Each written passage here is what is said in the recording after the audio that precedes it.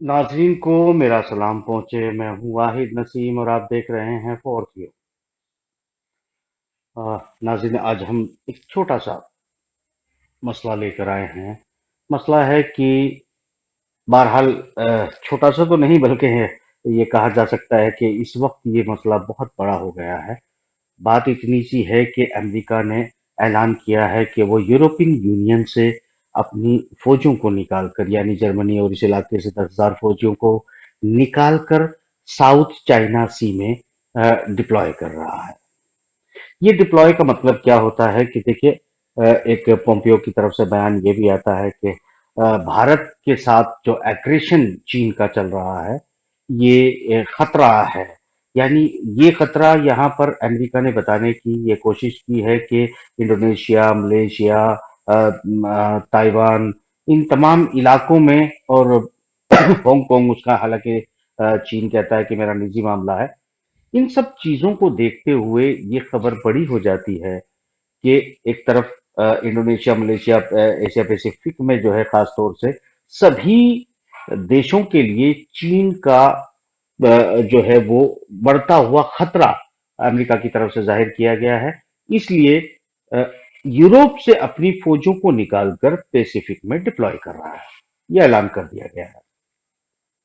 European union ने इस पे थोड़ी सी नाराजगी भी जाहिर की है, मगर देखना यह है कि इसमें जो जिसका मैं जिक्र करते आया था, जो बात मैं आपको बताते आया था कि साउथ चाइना सी में एग्रेशन बढ़ेगा, तो अमेरिका के इस ऐलान के साथ ये मान लेना चाहिए कि इस डिप्लॉयमेंट को अमेरिका ये कहना चाहता है कि यहाँ जो दादागिरी चीन की है इन तमाम देशों के साथ, इंक्लूड भारत, भारत के साथ जो एग्रेशन है उसको लेकर, यानी पीएलए को सबक सिखाने तक की बात जो है वो अमेरिका द्वारा कर दी जाती है। तो इसका मतलब ये है कि ये भारत के हक में है, भारत के फेवर में है। और जो सवाल उठाए जा रहे थे कि अगर हम चीन के साथ युद्ध में जाते हैं तो क्या अमेरिका हमारे साथ होगा या नहीं होगा, तो इसके इशारे जो है वो समझ लीजिएगा कि मिलने शुरू हो गए हैं। अमेरिका ने मनोबल बढ़ाने का काम किया है और साथ देने की ही ये बात है, क्योंकि इसमें अलग बात है कि वियतनाम, फिलीपाइंस और ताइवान, इंडोनेशिया, मलेशिया, इन तमाम देशों को जोड़कर कहा है कि इस खित्ते में चीन की दादागिरी बढ़ रही है और उसको जवाब देना है।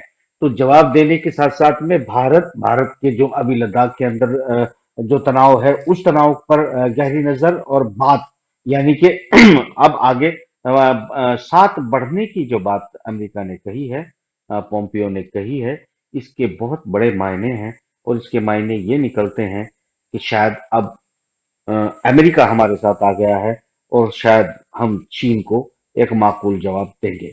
तो इधर उधर की खबरों पर कम ध्यान दीजिए, खबरों पर उन पर ध्यान दीजिए जिनके असरात जो है वो आगे बढ़ने वाले हैं, पड़ने वाले हैं। मान लिया अगर बातचीत के जरिए ये जो लद्दाख का मामला है कुछ दिनों के लिए टल भी जाता है, तो अमेरिका के फौज को जब यहाँ पर डिप्लॉय करेगा साउथ चाइना सी में, यूरोप से निकालकर, और दूसरे 3 एयरक्राफ्ट कैरियर ऑलरेडी जो है वो इस खित्ते में ला चुका है, तो यहाँ ये देखेंगे कि ये अभी क्लियर नहीं है कि ये जो 10,000 फौजी आ रहे हैं इनको कहाँ तैनात किया जाएगा। ये अभी देखने की बात है। निकालने की बात कही गई है और निकालने के बाद इनके डिप्लॉय की बात की गई है। तो अ, जैसा कि हमने स्ट्रैटेजिक पार्टनरशिप भी जो है वो साइन की है अमेरिका के साथ में, तो अगर चीन के साथ और एग्रेशन बढ़ने जा रहा है, इनकी तैनाती की जरूरत शायद हम्म, हो सकता है कि इसमें भारत के सहयोग करने के लिए आ जाए। तो बहुत सारी बातें नाजरीन आप समझते हैं।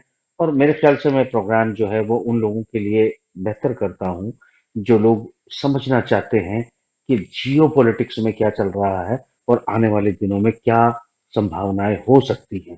तो जिन लोगों को समझ में आता है उन लोगों के लिए मेरी खबर जो है या मेरा जो तजिया है, या एक तरह से मैं कहूंगा कि मैं अपनी बात कहने की कोशिश करता हूं, जो एनालाइज किया जाता है उसको और जो संभावनाएं बनती हैं उसको, तो इसको एक छोटा सा विश्लेषण आप मान सकते हैं कि मैं अपनी संभावनाएं जाहिर कर रहा हूं कि आगे क्या होने वाला है।